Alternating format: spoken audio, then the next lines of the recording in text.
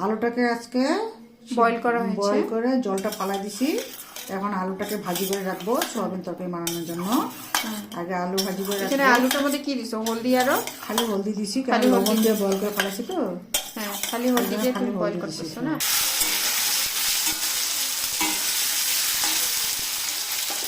এখন আলুটাকে ভাজা করা হচ্ছে। অলরেডি আলুটা বয়েল, লবণ দিয়ে বয়েল করা হয়েছিল এটাকে।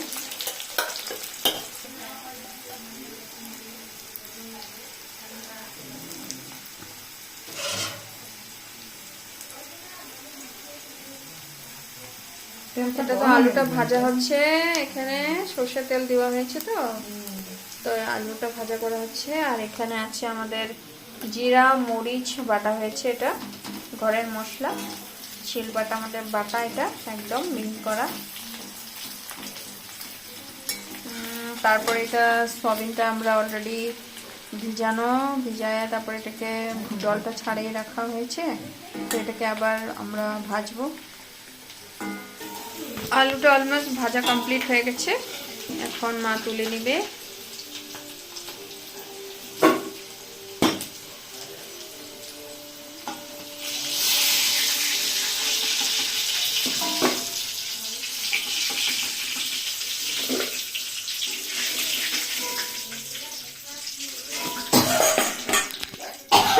তেজপাতা দেওয়া হয়েছে, শুকনো লঙ্কা, এখন একটু জিরা দিবে, তারপরে মশলা দেওয়া হবে, একটু তারপরে তুমি সয়াবিন দেবা, মশলা বাটা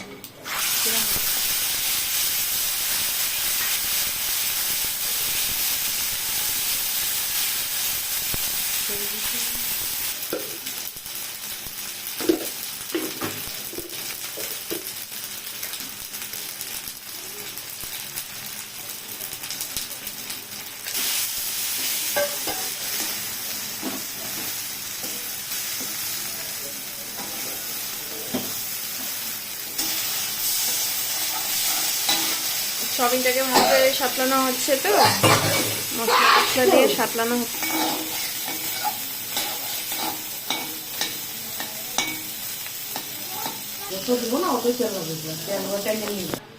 আলু দেওয়া হয়ে গেছে, আর এখানে জাল হবে, একটু জল দেওয়া হয়েছে, এটা ঝোল হবে তো, আলু সয়াবিনের ঝোল।